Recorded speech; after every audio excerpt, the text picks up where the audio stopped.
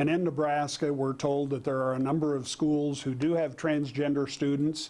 Heretofore, we've not had the issue of a transgender student who has expressed a desire to participate in NSAA activities until recently. And now we've been apprised of some of the schools here in the state who have transgender students who have a strong interest in participating in our activities. And as I mentioned earlier, our bylaws do not account for transgender students' participation. This issue is an issue that certainly there are people who are lined up on both sides of the issue.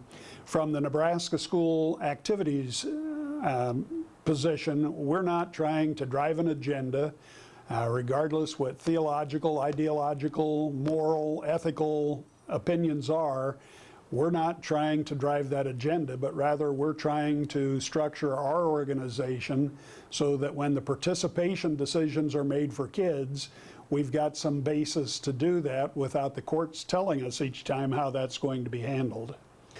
We're told that we have students who want to participate in winter sports this year. I think I can safely tell you that any policy we develop will not be ready for the winter season.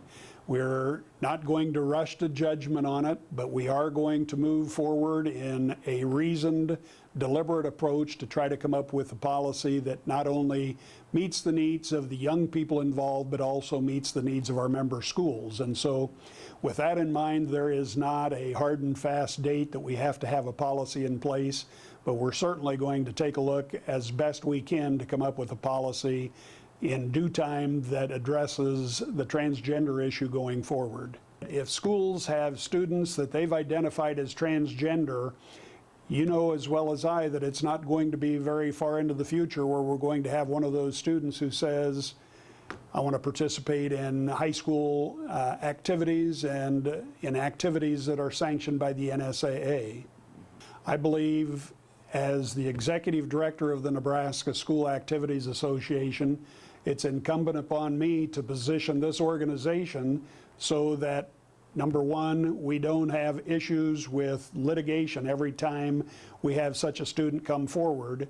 But number two, I think we need to take a look at serving every kid every day, and in so doing, I think we have to be inclusive in those students that we're looking at.